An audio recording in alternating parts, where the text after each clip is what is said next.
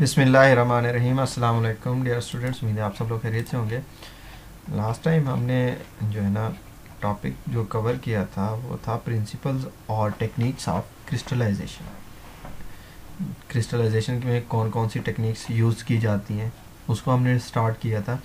उसमें हमने जो है ना सुपर सेचुरेशन बाय कूलिंग में बैच क्रिस्टलाइज़र, उसकी सब टाइप में हमने टैंक क्रिस्टलाइज़र पढ़ा था। आज हमने स्टार्ट करना है एजिटेटेड टैंक क्रिस्टलाइज़र।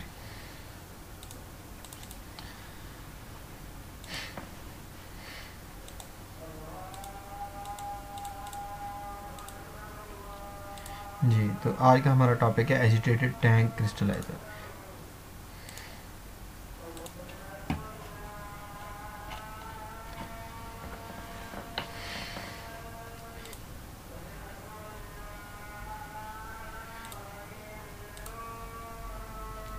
ठीक है जी।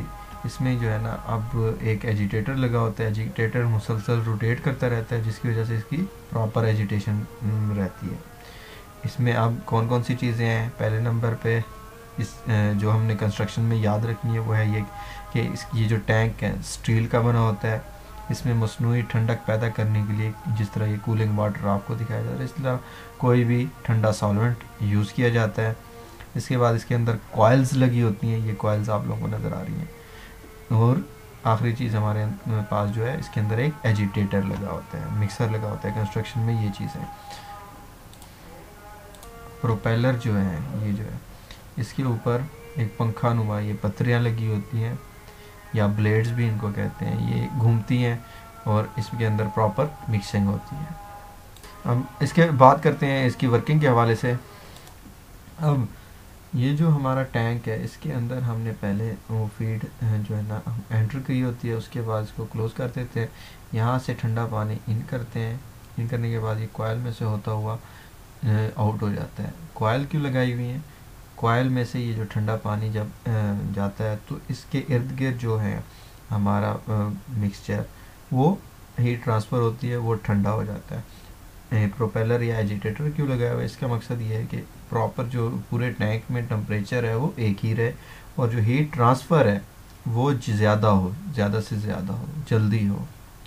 यहाँ से फिर कोल्ड वाटर जो हमने कूलिंग वाटर यहाँ से इन किया था वो ऊपर से आउट हो जाता है। इसके अंदर टैंक के अंदर सारा वो फ्लूइड फिल होता है। अब ये जो एजिटेटर है इसकी वजह से इसका एक और मकसद ये भी है कि इसके अंदर जो क्रिस्टल्स बनते हैं ना वो बाहमी जुड़ नहीं सकते, वो बाहमी जुड़ते नहीं है क्योंकि वो प्रोपेलर मिक्सिंग कर रहा है। वो जब क्रिस्टल बन गया तो वो अलग अलग हो जाता है, वो एक साथ जुड़ने नहीं पाता। बात करते हैं इसके एडवांटेजेस या इसके फ़ायदे क्या हैं। महलूल के अंदर एजिटेशन और ठंडक की वजह से क्रिस्टल बनने का अमल बढ़ जाता है। अब इसमें दो प्रोसेस यूज़ हो रहे हैं, एक हम कूलिंग वाटर भी इसको दे रहे हैं, दूसरा एजिटेटर भी दे रहे हैं, तो ये बहुत जल्दी क्रिस्टलाइजेशन का प्रोसेस हो जाता है। इसका जो अमल का रेट है वो बढ़ जाता है। इस अमल में वक्त की बहुत ज़्यादा बचत हो जाती है। पहले भी बताया बहुत जल्दी ये प्रोसेस हो जाता है। इस क्रिस्टल के जुड़ने के चांसेस कम होते हैं। क्यों? क्योंकि एजिटेटर जब मिक्स करता है तो क्रिस्टल एक दूसरे से अलग हो जाते हैं। इसके डिसएडवांटेजेस क्या हैं, नुकसानात? इसके सबसे बड़ा नुकसान ये है कि ये बैच टाइप क्रिस्टलाइज़र है। मतलब ये है कि इसमें हम एक दफ़ा फीड डालेंगे, उसको प्रोसेस कर लेंगे, उसमें से क्रिस्टल निकाल लेंगे, उसके बाद इस सारे को हम बाहर आउट कर देंगे और फिर नई फीड डालेंगे। ठीक है, बैच प्रोसेस है। कंटिन्यूस क्या होता है, मुसलसल आप फीड भी देते रहते हैं और प्रोडक्ट भी निकलता रहता है। इसका सबसे बड़ा नुकसान यही है कि ये जो है ना बैच टाइप है। अब इसका दूसरा जो नुकसान है वो ये है कि अब जब हम यहाँ इससे ठंडा पानी या कूलिंग वाटर दे रहे हैं तो कूलिंग वाटर की वजह से इस ये जो कॉइल्स हैं इनके करीब करीब इन कॉइल के ऊपर क्रिस्टलाइज़र बहुत तेज़ी से बन जाते हैं। तेज़ी से जब बन जाते हैं तो इसके ऊपर एक तह बना लेते हैं इन कॉइल्स के ऊपर। जब वो तह बन जाती है तो हीट ट्रांसफ़र का अमल काफ़ी हद तक मुतासर हो जाता है, यहाँ तक कि हीट ट्रांसफ़र का अमल ज़ीरो तक भी हो जाता है। ठीक है, इसके ऊपर जब क्रिस्टल आ जाएंगे ज़ाहिर सी बात है तो उस हीट ट्रांसफ़र फ्लूइड के साथ नहीं हो पाएगी, वो इस कॉइल की पूरी जो है ना तह को कवर कर लेते हैं क्रिस्टल। ये इसके नुकसान हैं। ठीक है जी, इसके बाद आगे बढ़ते हैं। स्वेंसन वॉकर क्रिस्टलाइज़र, इसकी भी हम तीन चीज़ें देखेंगे, डिस्कस करेंगे, कंस्ट्रक्शन, वर्किंग और एडवांटेजेस। अब ये जो क्रिस्टलाइज़र है, अभी तक हमने टैंक और वो जो पढ़े हैं अभी तक के जितने भी वो थे बैच प्रोसेस के, ये है कंटिन्यूस टाइप, मतलब मुसलसल इसमें फीड एंटर होती रहती है और प्रोडक्ट बनता रहता है। ये एक सेमी सिलेंड्रिकल शेप पर मुश्तमिल होता है, मतलब कि पूरा सिलेंड्रिकल नहीं होता, हाफ सिलेंडर होता है। इसकी चौड़ाई 2 फुट से 2 फुट और लंबाई 10 फुट है। इसमें एक लंबा एजिटेटर फिट होता है, ये जो एजिटेटर आपको नज़र आ रहा है ये शुरू से लेकर आखिर तक ये एजिटेटर फिट होता है और यहाँ से इसको ड्राइव किया जाता है। ये जितना हो सके इसे नीचे से नीचे लगाया जाता है ताकि ये टैंक की तह में से जितने पार्टिकल्स बैठ जाते हैं उनको एजिटेट कर सके, अच्छी तरह से मिक्स कर सके। ये जो टैंक है, अब इसके इर्द गिर्द जो है ना एक जगह होती है जहाँ पे ठंडा पानी जो है ना रख दिया जाता है।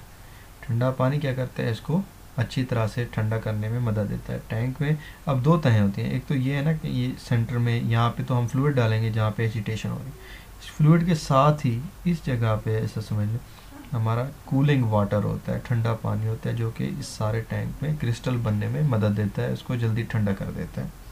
ये आम तौर पर 10 फुट लंबाई का बनाया जाता है, लेकिन अगर हम इसकी लंबाई या गुंजाइश को बढ़ाना चाहते हैं तो कई यूनिट को बाहम जोड़कर इसे ज़्यादा लंबा भी किया जा सकता है। 40 फुट लंबे क्रिस्टलाइज़र के लिए एक शाफ्ट काफ़ी होती है, और अगर हम लंबाई को मज़ीद बढ़ाना चाहते हैं तो अमूमन इनको जो है ना एक दूसरे के ऊपर तरतीब दिया जाता है।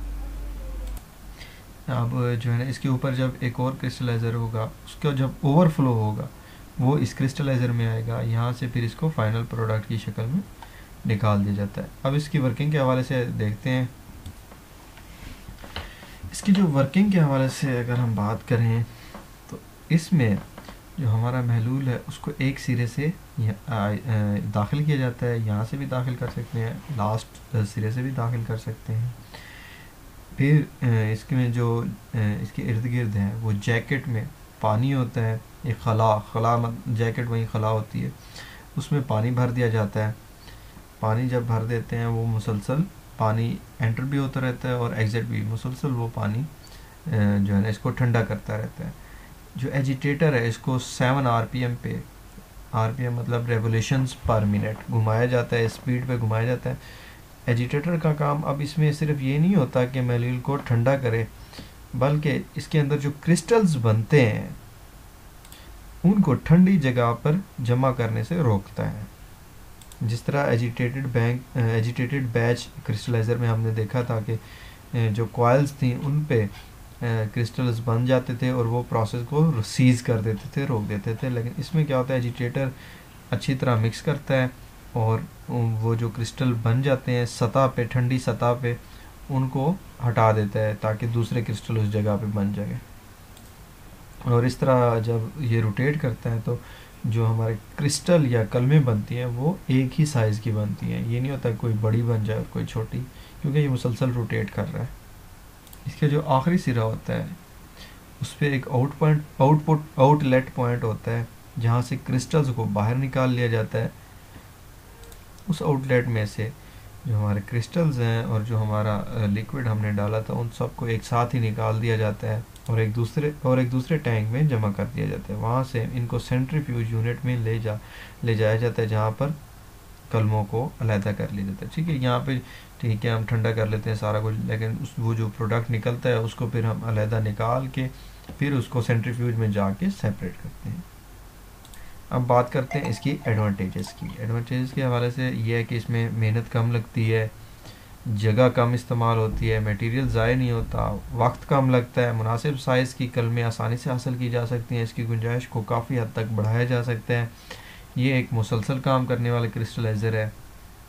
ठीक है, आज तक के लिए इतना ही। नेक्स्ट इंशाल्लाह डिस्कस करेंगे हम अगला टॉपिक डबल पाइप क्रिस्टलाइज़र। तो इसको आपने अच्छी तरह स्टडी करना है, इसमें से कोई क्वेश्चन हो तो पूछने है। नेक्स्ट टॉपिक को भी आपने पढ़ लेना है, एक दफ़ा देख लेना है बुक से। ओके जी, अल्लाह हाफिज़।